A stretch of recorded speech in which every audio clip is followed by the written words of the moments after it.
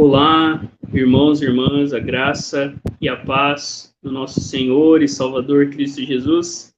É uma alegria estarmos aqui neste momento para juntos buscarmos a face do nosso Deus, derramarmos o nosso coração e também refletirmos na palavra do nosso Salvador. Hoje, estamos aí iniciando um novo mês, dia 2 de fevereiro, estamos vivendo aí, nesse período da pós-epifania do Senhor, e a palavra do Senhor que nos convida, que nos chama a esse tempo de oração, diz assim: venham, cantemos ao Senhor com júbilo, celebremos o rochedo da nossa salvação. Ó pastor de Israel, dá ouvidos, tu que guias José como um rebanho, que estás entronizado sobre os querubins, mostra teu resplendor. E a palavra de Deus também diz: é bom render graças ao Senhor e cantar louvores ao teu nome, ó Altíssimo, proclamar teu nome pela manhã e à noite tua fidelidade. Amém? Vamos orar neste momento, aquietando a nossa mente, o nosso coração, nos voltando para o Senhor, que é o nosso rochedo, que é a nossa salvação, e que assim sejamos lembrados que o Senhor é quem nos guia, assim como o Senhor por toda a história guiou o seu povo, nós somos o povo do Senhor, que Ele mostre o seu esplendor, para que a cada dia a gente viva a nossa vida para a glória e para o louvor do nosso Deus. Vamos orar? Senhor, nós te agradecemos porque o Senhor é a nossa rocha, o Senhor é o nosso refúgio, o Senhor é a nossa fortaleza, o Senhor, ó Deus, é o nosso protetor, o Senhor é o nosso guia, o Senhor é o nosso bom pastor que deu a vida pelas suas ovelhas na pessoa de Cristo Jesus, e nós queremos, Deus, neste momento, sermos lembrados disso. Nos lembra, Senhor, que não estamos sozinhos em nossa caminhada, mas que o Senhor está conosco. Que em nome de Jesus, a cada dia, a gente possa, Deus, ser lembrados dessa realidade, a realidade do teu amor demonstrado na cruz do teu Filho, Pai. Que em nome de Jesus, a gente possa sempre guardar no nosso coração a tua revelação, aquilo que o Senhor fez na história, para que a cada dia a gente viva neste mundo, Deus, com esperança, com a certeza de que tu és o Rei sobre todas as coisas, e assim que a gente viva a nossa vida, o nosso trabalho, o nosso tempo, a nossa vida como família, a nossa vida, Deus, como discípulos teus, para a tua glória e para a honra do teu nome, Pai. Que em nome de Jesus, o Senhor faça de nós instrumento de justiça, de misericórdia, que sejamos, ó Deus, a cada dia inspirados pelo Senhor, manso e humilde de coração, para que a gente viva também para a tua glória e para o teu louvor. Abençoa, Deus, esse tempo de oração. Em teu nome, Jesus, nós oramos. Amém e amém. Amém. Queridos irmãos, neste momento, enquanto nós ouviremos essa canção, que você possa louvar o nome do Senhor, rendendo a Ele toda a honra, toda a glória e todo o louvor, porque Ele é santo, santo, santo. Ele é digno de todo louvor, Ele é digno de toda a glória. Louvemos o nome do Senhor. Santo, Santo é o Senhor Deus poderoso, digno de louvor, digno de louvor. Amém.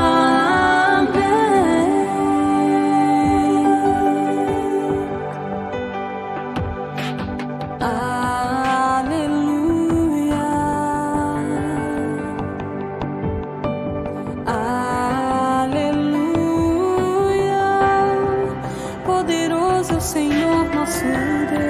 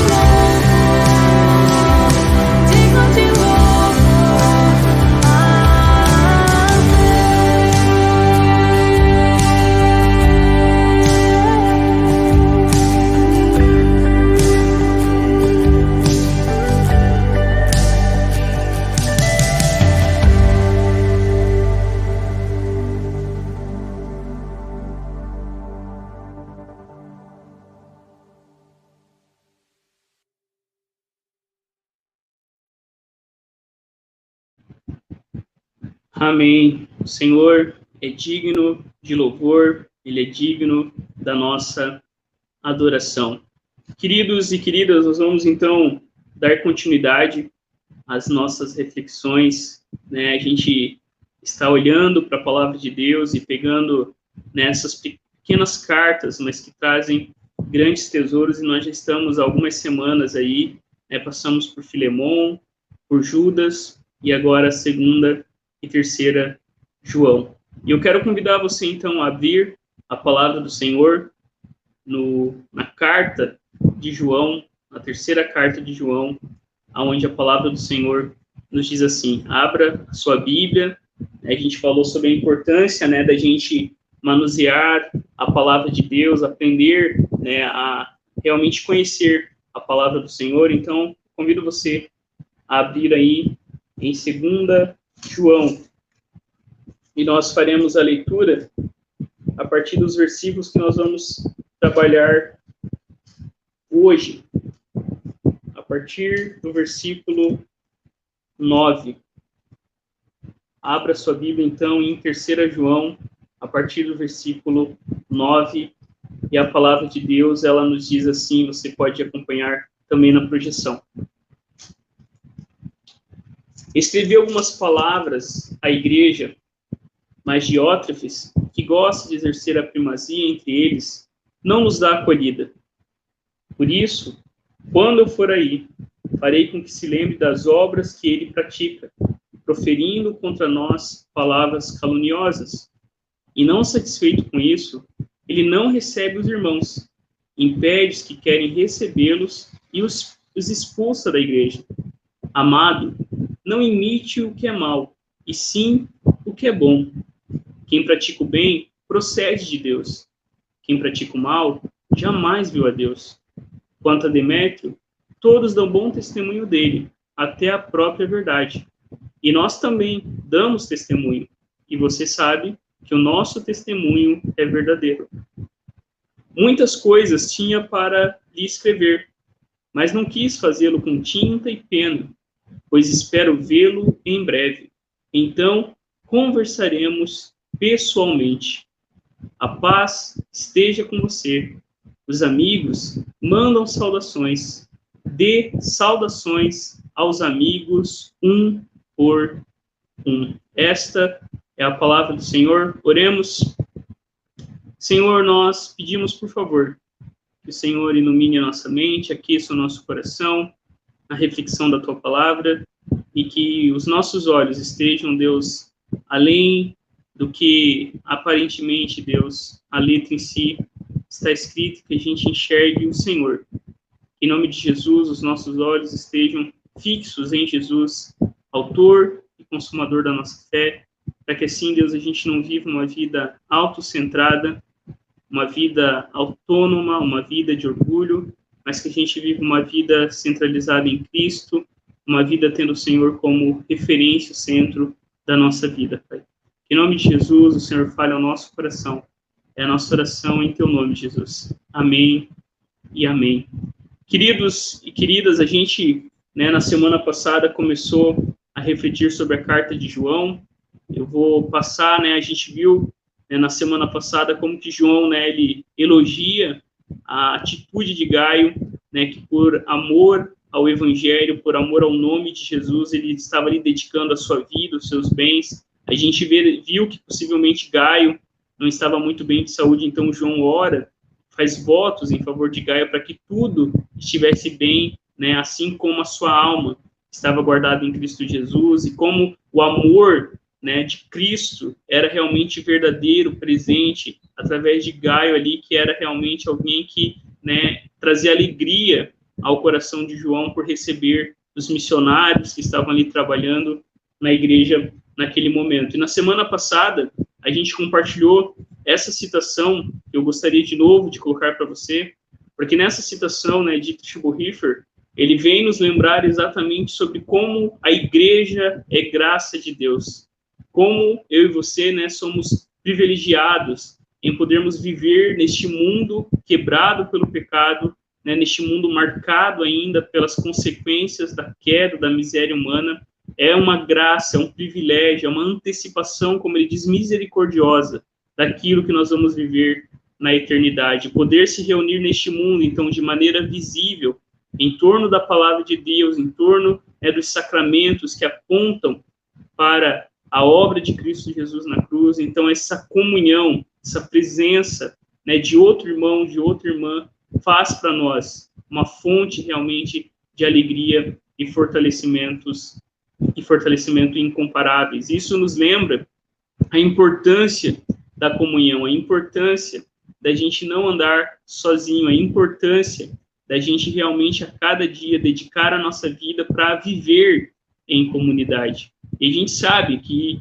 a cultura que a gente vive cada vez mais é uma cultura individualista, cada vez mais é uma cultura onde, né, a vida em comunidade sofre, né, com várias questões aí que envolvem a nossa vida, mas João ele nos encoraja a realmente, né, permanecer nesse amor verdadeiro que nós temos em Cristo Jesus. Então, na semana passada a gente viu essa primeira parte, esses versículos, e a partir de hoje, então, eu quero refletir com você, e para a gente começar a nossa reflexão, eu quero compartilhar com vocês, né, essa citação de C.S. Lewis, do livro Cristianismo Puro e Simples. Eu recomendo você a ler esse livro, um livro muito importante para a gente entender, né, os fundamentos, aquilo que é essencial também na fé cristã. E ele diz o seguinte: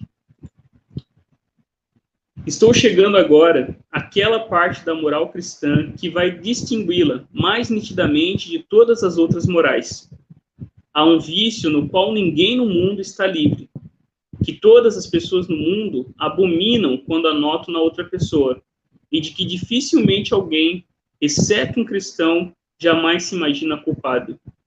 Já ouvi pessoas admitirem que são mal-humoradas ou que não conseguem se controlar com relação às mulheres ou à bebida, ou até mesmo que são covardes. Acho que nunca vi um não-cristão assumir esse vício. E, ao mesmo tempo, raríssimas vezes encontrei alguém que não fosse cristão mostrar-se tolerante com relação a esse vício nos outros.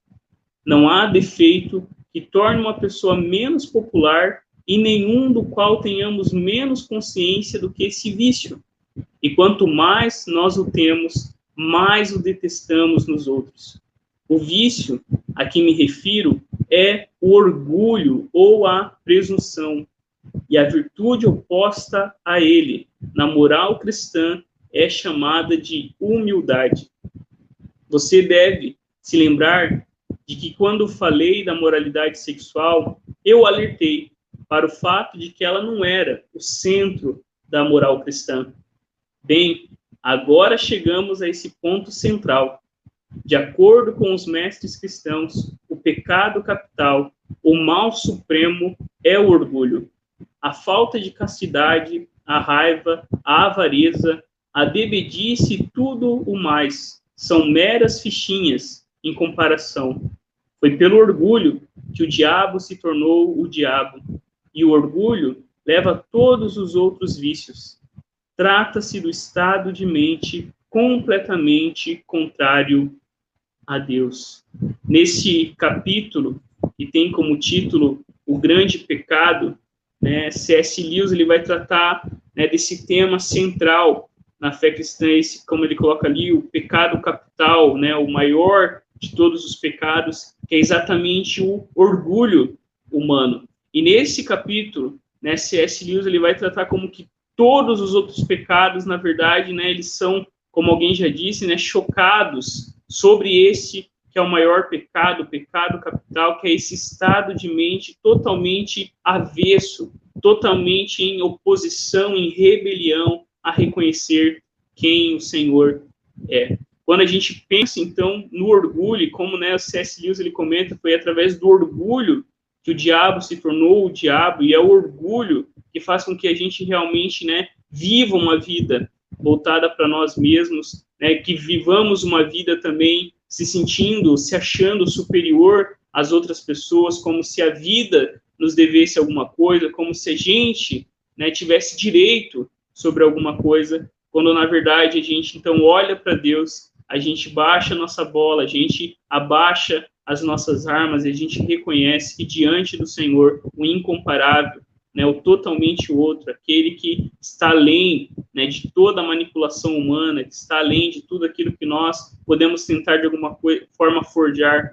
Quando nós olhamos para Deus, nós então percebemos a nossa pequenez e assim então o nosso coração é tomado de humildade diante de Deus. E por que eu coloquei essa citação? Porque nessa parte final da carta de João, é exatamente isso que a gente vê. A gente vê um contraste entre Gaio e Diótrefes. E depois Demétrio, que também é um exemplo, né, de alguém que abraçou o evangelho, alguém que realmente conhece a Deus, alguém que realmente pratica aquilo, né, que aqueles que amam o Senhor Jesus devem comprovar através de uma vida humilde, através de uma vida de serviço, através de uma vida onde a gente entende que o nosso chamado é realmente pensar menos em nós mesmos e mais no nosso próximo. E sobre isso, eu quero compartilhar aí com vocês também uma citação do pastor Hernandes Dias Lopes, quando ele diz o seguinte: João faz a transição de um líder acolhedor para um líder ditador, de um homem que abria sua casa e seu bolso para abençoar os que chegavam à igreja, para um homem que expulsava as pessoas que chegavam à igreja. Diótrefes era um líder soberbo, em vez de um servo líder. Ele queria ser o maior, em vez de ser o servo de todos. Ele buscava a honra de seu próprio nome, em vez de buscar a glória de Cristo.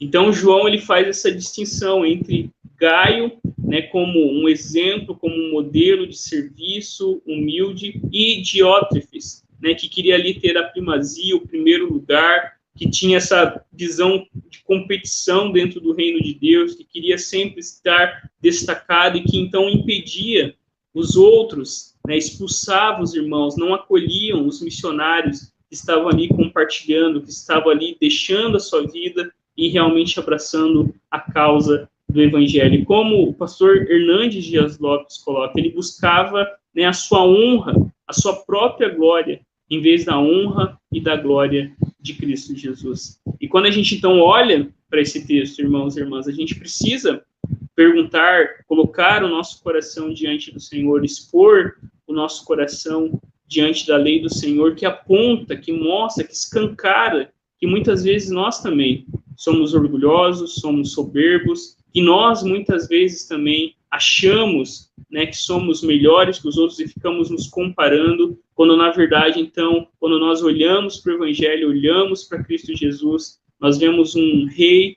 que se fez servo, nós vemos o Deus soberano, né, se tornando, né, dependente, se tornando humilde, se humilhando e vindo, né, na figura de um ser humano para realmente nos salvar e nos mostrar que, de fato, o caminho que nos leva a Deus passa pela cruz, passa, né, por essa atitude de deixar de se encurvar para si mesmo e nos curvarmos diante do único que pode nos salvar. Vamos olhar para o texto? Quando a gente olha, então, para essa segunda parte, né, no texto de João, a partir do versículo 9, ele diz, olha, escrevi algumas palavras à igreja, mas Diótrefes, que gosta de exercer a primazia entre eles, não nos dá acolhida. Aqui, João fala de Diótrefes, cujo problema dele era exatamente esse desejo de primazia, esse desejo de querer ser o primeiro, o desejo de ser servido e não de servir. Diótrefes aqui, ele tem um problema sério, né, no seu coração. Aqui, João está abordando um problema moral. E Diótrefes, exatamente, né, cheio de si, cheio de orgulho, queria o primeiro lugar, queria a primazia, queria sempre ter o destaque. E quando nós olhamos para Jesus e olhamos para o Evangelho, aquilo que o reino de Deus traz é totalmente o contrário disso. O reino de Deus não nos incentiva a ter sede pelo poder. O reino de Deus não nos encoraja, né, como em vários textos bíblicos a gente vê, a de realmente querer essa ambição egoísta, a querer sempre ter o melhor lugar, a querer sempre ser servido, porque o próprio Jesus vai nos ensinar que não são aqueles que sentam nos primeiros lugares, que são os convidados de honra, mas aqueles que sentam por último, aqueles que preferem abrir mão da sua vida para que outros se acheguem, para que outros, né, como diz uma música que a gente também sempre tem na cabeça, né, para que outros possam viver, vale a pena morrer. Então é isso que João está aqui corrigindo, né? Ele havia escrito palavras a igrejas, mas Diótrefes, e olha a loucura disso, né? Diótrefes não respeita nem sequer a autoridade de João como apóstolo, como um presbítero, como uma, né, das colunas da qual a igreja de Cristo Jesus está construída. Diótrefes, então, a gente percebe que não tem o seu coração transformado, muito pelo contrário. O problema de Diótrefes e o problema de muitas pessoas é o ego inflamado. O ego inflamado e não o ego transformado. Tem até um livro do Tim Keller onde ele aborda, né, essa questão do ego, e nesse livro ele realmente vai mostrar como que a humildade não é pensar menos de si, mas menos em si. E o que Diótrefes está fazendo aqui com seu ego inflamado, né, ele faz esses absurdos, essa loucura de rejeitar as palavras de João, né, de impedir que pessoas se acheguem à igreja, de expulsar aqueles que estavam acolhendo os missionários, porque o seu ego estava inflamado. E a grande verdade, por isso que a gente começou com aquela reflexão de C.S. Lewis falando sobre orgulho, né, o grande problema, né, o estado mais terrível do ser humano é quando o ser humano está com o seu ego inflamado, quando o ser humano, né, se coloca como centro, quando o ser humano quer ter a primazia, quer ter o primeiro lugar, quer achar que é o rei da cocada. A gente então tem o problema de tudo que a gente vive no nosso mundo. João vai dizer, olha, da onde que vêm as guerras, da onde vêm os conflitos, se não do nosso próprio coração egoísta, né, do nosso próprio coração que quer realmente colocar a gente como centro de todas as coisas, quando na verdade o centro de todas as coisas, o centro da nossa vida, o centro do nosso dinheiro, do nosso trabalho, do nosso casamento, dos nossos relacionamentos, deve ser o Senhor Jesus Cristo. E olha as atitudes que João descreve. Ele diz o seguinte: por isso, quando eu for aí, farei com que se lembre das obras que ele pratica, proferindo contra nós palavras caluniosas. E não satisfeito com isso, ele não recebe os irmãos, impede os que querem recebê-los e os expulsa da igreja. Vejam que uma pessoa com ego inflamado, ela não acolhe as pessoas. Ela faz uso de palavras caluniosas, ela não recebe os irmãos, como João aqui está dizendo. Diótrefes está agindo realmente totalmente tomado pelo orgulho. Ele não está tomando uma decisão, uma atitude de servo, mas ele está realmente achando que ele é o centro, que ele é o senhor da igreja, que ele é o dono de toda a situação. Além, né, de tudo isso, ele ainda calunia o apóstolo João, falando mentiras a respeito do apóstolo João. Ele não acolhe as pessoas, ele não recebe os irmãos, porque ele perdeu de vista o evangelho, ele perdeu de vista aquilo que Jesus ensinou e aquilo que o próprio Jesus fez no evangelho. Jesus nos ensina que o caminho é a cruz, o caminho é de ser servo, o caminho é de dedicar a nossa vida, não apenas para os nossos pequenos sonhos, mas realmente abraçar o reino de Deus, abraçar a vontade de Deus, para que assim, então, a gente viva uma vida abundante que nos é prometida através de Cristo Jesus. Eu pergunto para mim e para você, como que está o nosso ego? Nosso ego está transformado ou o nosso ego está inflamado? A gente é rápido em achar que tudo é sobre nós, que todo mundo às vezes está numa conspiração contra nós, e nós achamos que temos todos os direitos do mundo e nenhum dever, nem nenhuma obrigação, porque João ele continua, ele diz no versículo 11, amado, não imite o que é mal, e sim o que é bom. Quem pratica o bem procede de Deus, quem pratica o mal jamais viu a Deus. Eu pergunto para mim, pergunto para você, a quem nós imitamos? E João vai dizer, não imite o que é mal, e sim o que é bom. E olha como João coloca aqui, porque aquele que pratica o bem conhece a Deus. E quem pratica o mal jamais viu a Deus. Se nós conhecemos a Deus no Evangelho, se nós adoramos e servimos ao Deus revelado em Jesus Cristo, cada vez mais a gente vai ter um senso, a gente vai ter uma consciência, a gente vai ter convicção dos nossos pecados. Cada vez mais a gente vai se tornar humilde, misericordioso em relação ao pecado dos outros. Porque nós, quando conhecemos a Deus, nós então vamos viver uma vida pautada na graça, no amor, na misericórdia de Deus. Mas se nós muitas vezes estamos aí cheios de orgulho, orgulhosos, achando que tudo é sobre nós, procurando mensagens, procurando ambientes onde o centro é a nossa vida, a nossa vitória, o nosso sucesso, a nossa conquista, o nosso êxito, a gente não está servindo o Deus revelado em Jesus. A gente está adorando aí um Deus fantasma, um Deus imaginário, um Deus de estimação, um Deus que não é o Deus real revelado em Jesus Cristo. Porque quem pratica o bem procede de Deus, mas quem pratica o mal nem sequer viu a Deus. Na sua primeira carta, João nos lembra isso, que Deus é amor. E aquele que conhece a Deus deve, então, amar as pessoas, deve, então, servir as pessoas, deve, então, dedicar a sua vida. Porque quando nós olhamos para Deus, o Deus triuno, o Deus que é Pai, Filho e Espírito Santo, é um Deus que dedica a sua vida, que se entrega em favor do outro. E, a partir do versículo 12, então, João, ele traz aqui na sua carta um outro irmão, outro personagem importante, para encorajar Gaio, para encorajar os irmãos que estavam ali sofrendo com esse obstáculo que Diótrefes estava sendo na vida da igreja. E João diz assim: quanto a Demétrio, todos dão bom testemunho dele, até a própria verdade. E nós também damos testemunho, e você sabe que o nosso testemunho é verdadeiro.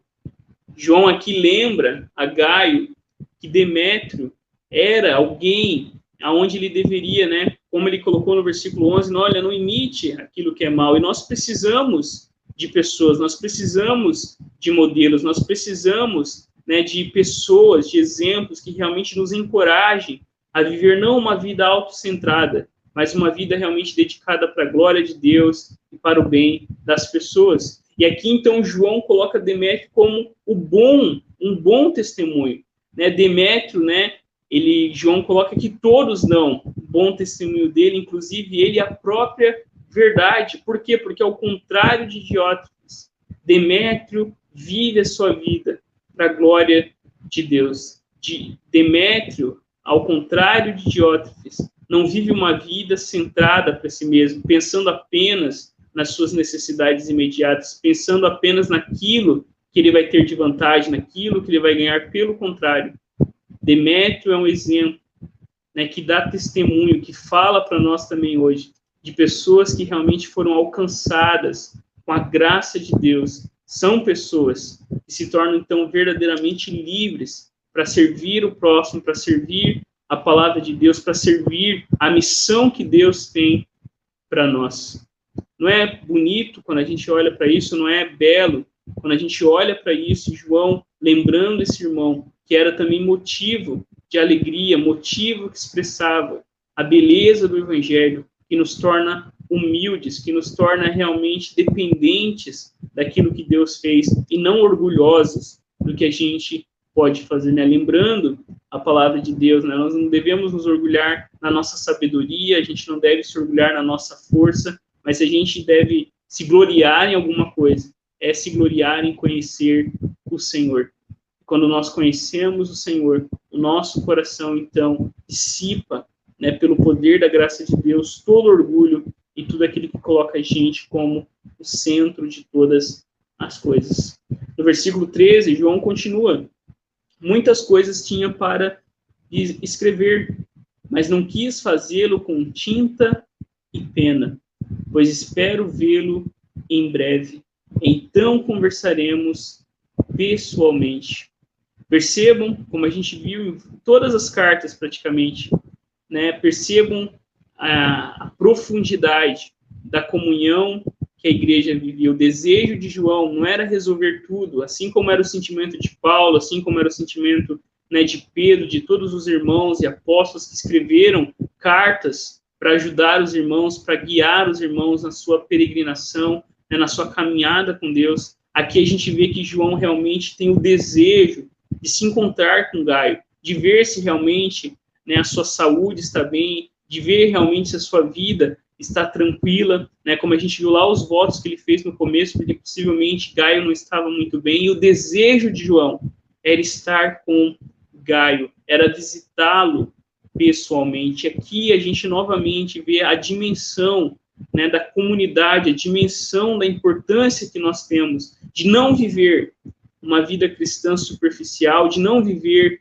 uma vida cristã apenas virtual, de não viver uma vida cristã, né, passageira, sem profundidade, mas de forma pessoal. Se relacionar com gente de carne e osso, e através desse relacionamento a gente é moldado, a gente é afiado, a gente é lapidado. É isso que João está escrevendo aqui. O desejo dele era realmente olhar, visitar Gaio e ver como realmente ele estava. E ele termina dizendo: a paz esteja com você. Os amigos mandam saudações. Dê saudações aos amigos, um por um. E aqui a gente então aprende que não existe comunhão somente à distância. A paz que João deseja a Gaio é a paz que nós só podemos realmente viver à medida que nós olhamos para Jesus, à medida que nós estamos unidos a Jesus, à medida que nós cremos e confiamos em Jesus.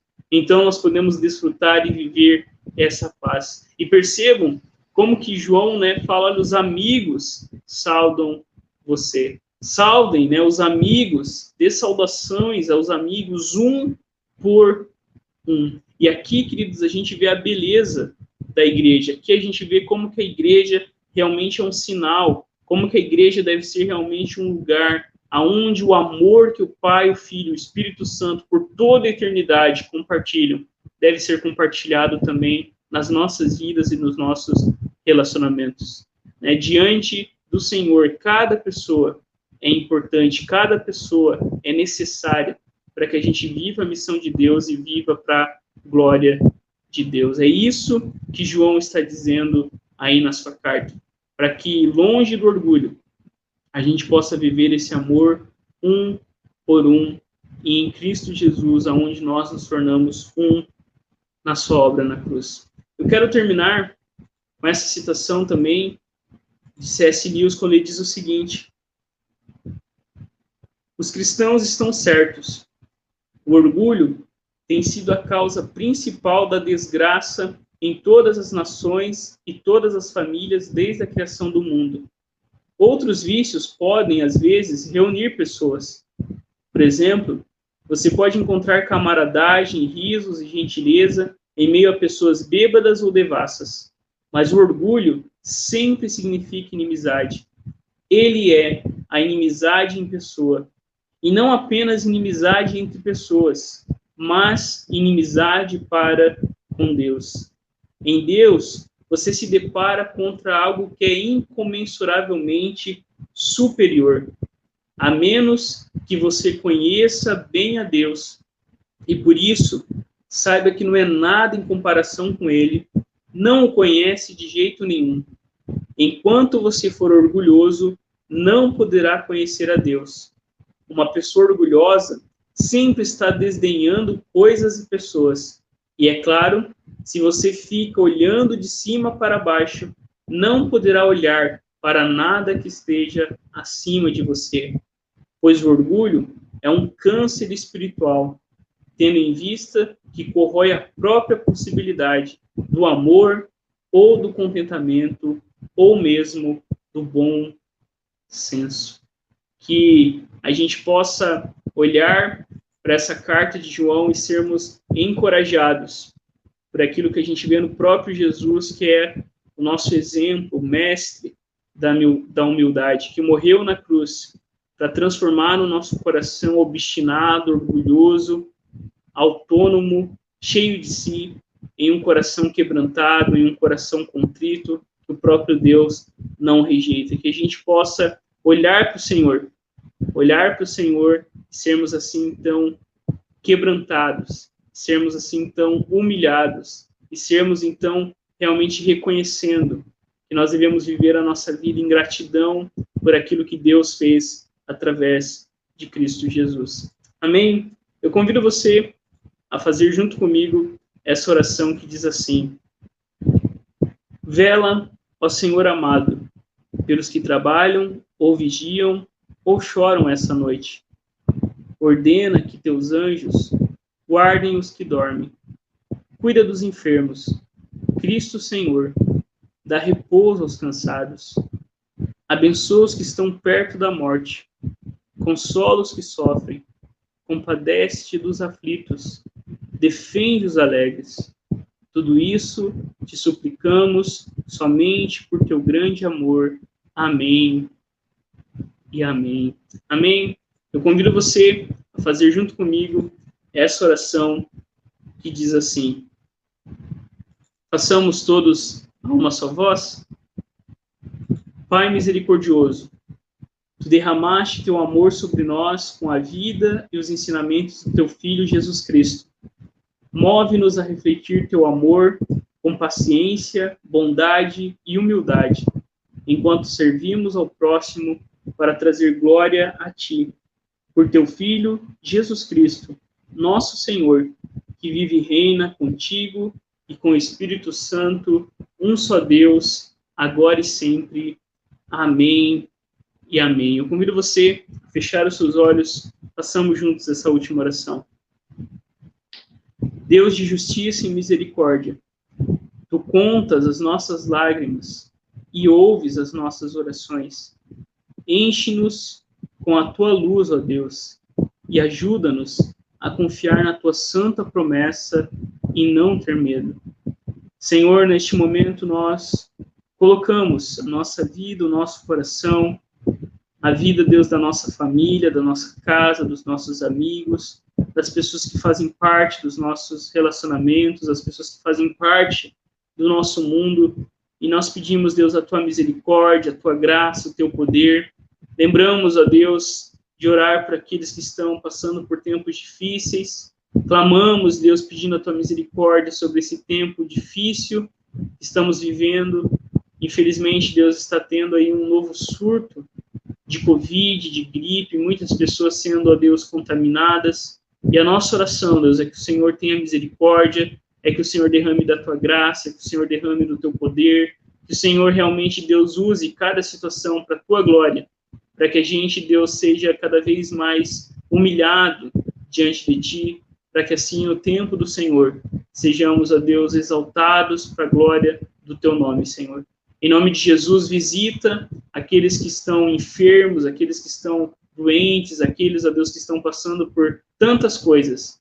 E que em nome de Jesus, nós possamos realmente a cada dia, Deus, viver o teu amor, que nós possamos realmente a cada dia não imitar o que é mal, mas sim imitar o que é bom, Deus. Que a gente te conheça cada vez mais, para que assim todo orgulho seja, Deus, arrancado do nosso coração e a gente possa dedicar a nossa vida não para viver os nossos pequenos sonhos, os nossos pequenos reinos, mas que nós venhamos, Deus, a viver para a tua glória e para o teu louvor. Abençoa-nos, em teu nome nós oramos, Jesus. Amém e amém.